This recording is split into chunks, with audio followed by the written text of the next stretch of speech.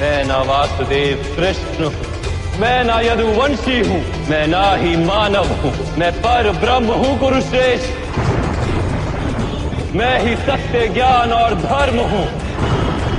मेरी ही अनुमति से आप युद्ध कर रहे हैं, मेरी ही अनुमति से आप जीवित हैं, मेरी ही अनुमति से आप मृत्यु को प्राप्त होंगे।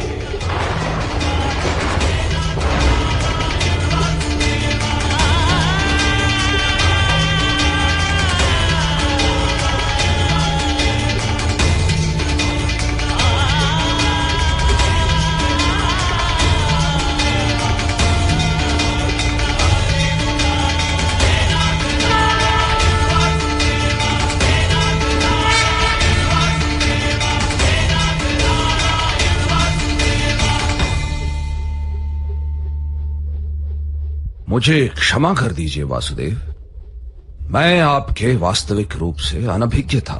आप अवश्य मेरा वध कर सकते हैं, किंतु आप मेरा वध करने हेतु अपने प्रण को त्यागने के लिए सज्ज हुए हैं।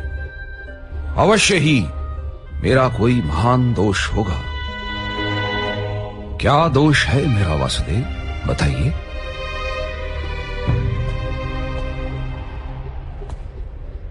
अज्ञान आपका दोष है महामहिम।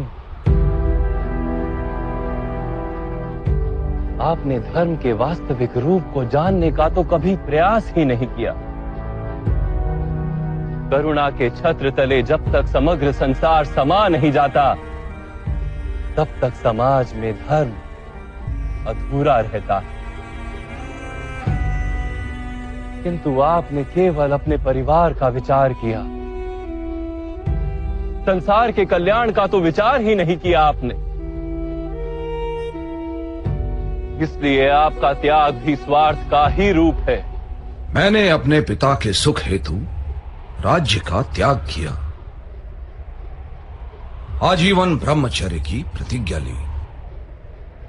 इसमें मेरा कोई स्वार्थ नहीं था वासुदेव। ब्रह्मचर्य की प्रतिज्ञा और राज सिंहासन का त्याग अवश्य उत्तम कार्य थे, किंतु आपने समाज के प्रति अपने उत्तरदायित्व का त्याग क्यों कर दिया महामहिम? कुरुवंश में आपसी संघर्ष न हो, हस्तिनापुर के राज सिंहासन के लिए युद्ध न हो और कुरु राष्ट्र की प्रजा को हानि या दुख न हो, इसीलिए मैंने ये प्रतिज्ञाएं दी वासुदेव। अपने चारों ओर दृष्टि डालिए महामहिम, क्या चल रहा है यहाँ? आपकी प्रतिज्ञा ने इस विग्रह को, इस युद्ध को टाला तो नहीं?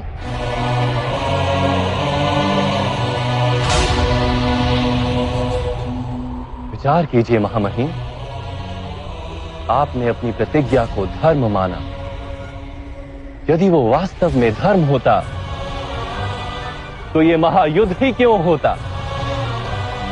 वास्तव में धर्म किसी मृत विचार का नाम नहीं, ना ही किसी परंपरा का नाम है। धर्म तो जीवन का नाम है और जीवन निरंतर बदलता रहता है। परिवर्तन ही जीवन का गुण है और परिवर्तन हेतु मनुष्य को कर्म करना पड़ता है, और आपने कर्म का ही त्याग कर दिया महामहिम। किंतु मैंने तो जीवन के प्रत्येक पग पर उचित कर्म किए हैं वासुदेव। नहीं महामहिम,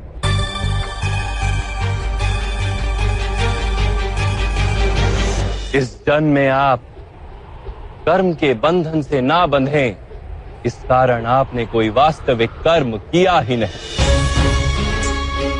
कर्म का अर्थ होता है निर्णय लेना और अपने निर्णय के परिणामों को स्वीकार करना। किंतु आपने कब कोई निर्णय लिया महामहिम? महाराज पांडु के राज्य अभिषेक का निर्णय क्या आपका निर्णय था? एक जन्म से नेत्रहीन व्यक्ति राजा बनने के योग्य नहीं होता। इसलिए मेरा मत है कि ज्येष्ठ भ्राता पांडु का राज्य अभिषेक होना चाहिए। महाराज धृतराष्ट्र और महारानी गांधारी के विवाह का निर्णय। अक्षय तृतीया की शुभ मुहूर्त पर कुमार धृतराष्ट्र का विवाह गांधार की कुमारी गांधारी के साथ संपन्न होगा। महाराज धृतराष्ट्र को अधर्म से रोकने का प्रयास क्यों नहीं किया आपने महामहिम? कुमार दुर्योधन पर वार करने वाले इन मत्स्य जनों का न्याय तो कीजिए। इन सबके सिर छेद कर दो। ये तो अत्याचार है। आदेश का पालन हो। युद्ध सभा का निर्णय और उसमें पांचाली के अपमान को ना रोकने का निर्णय। रामा, आपकी कीर्ति तो समग्र आर्यवर्त में है। आप तो स्वयं माता गंगा के पुत्र हैं। अपनी समक्ष ऐसा व्यवहार देख के आप मान किस प्रकार रह सकते हैं? इस युद्ध का निर्णय आर्यवर्त में धर्म की फिर से स्थापना करने के लिए युद्ध अनिवार्य है। सभी अधर्मों को रोकने का आपके पास सामर्थ्य भी था और शक्ति भी, किंतु आप निर्णय नहीं ले सके महामहिम। आप केवल अपनी प्रतिज्ञा और अपने प्रण से बंधे रहे। मैं दास बनकर अपना जीवन व्यतीत करूंगा। वास्तव में कर्तव्य के नाम पर निर्णय लेने के उत्तरदायित्व से आप भागते रहे।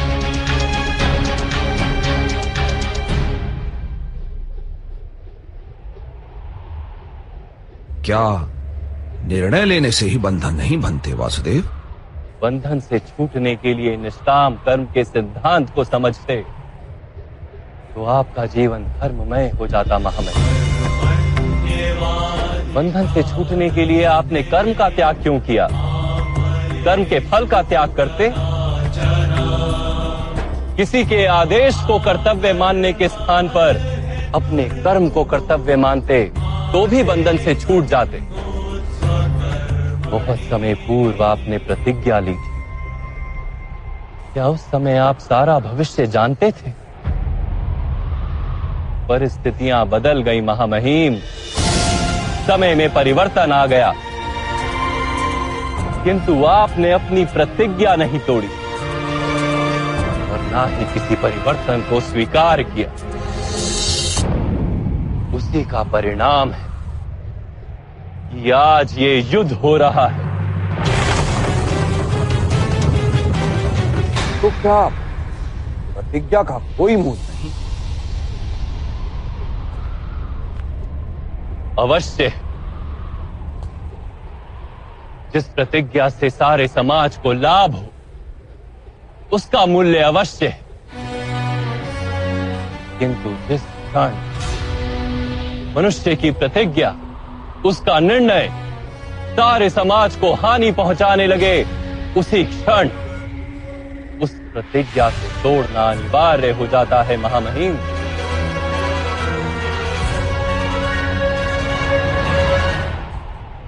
आज पांडवों के पक्ष में रहकर युद्ध करने का निर्णय यदि आप ना ले पाए तो कम से कम शस्त्रों का त्याग करके अपनी मृत्यु को स्वीकार कर लीजिए।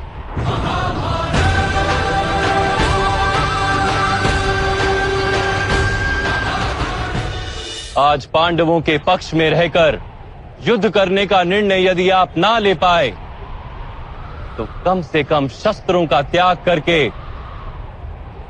अपनी मृत्यु को स्वीकार कर लीजिए। मैं स्वीकार करता हूं वासुदेव। यदि आपका दिया हुआ ज्ञान मुझे जीवन काल में प्राप्त होता तो इतने अन्याय नहीं होते, किंतु जीवन में ना सही, मृत्यु में आपका दिया हुआ ज्ञान अवश्य उपयोगी होगा।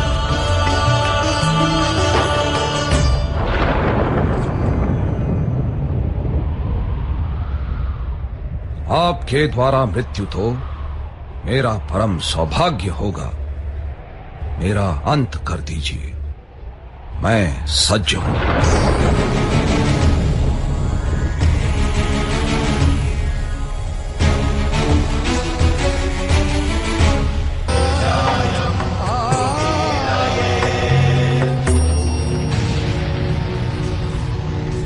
मेरी मृत्यु काशी की राजकुमारी देवी अंबा के हाथों लिखी है वासुदेव, और इसी कारण राजकुमारी अंबा ने शिखंडिनी के रूप में जन्म लिया है। उन्हें ही मेरे वध का संतोष लेने दीजिए वासुदेव। मैं वचन देता हूं, मैं वचन देता हूं वासुदेव, मैं उनकी प्रतीक्षा करूंगा। और जिस दिन रणभूमि में वो मेरे समक्ष उपस्थित होंगी, मैं अपने सभी शस्त्रों का त्याग कर दूंगा। तब तक मैं हस्तिनापुर के सैनिकों का रक्षण अवश्य करूंगा, किंतु आपके किसी भी सैनिक की मृत्यु मेरे हाथों से नहीं होगी। ये ना मेरा कर्तव्य है और ना ही किसी का आदेश। ये मेरा निर्णय है वासुदेव।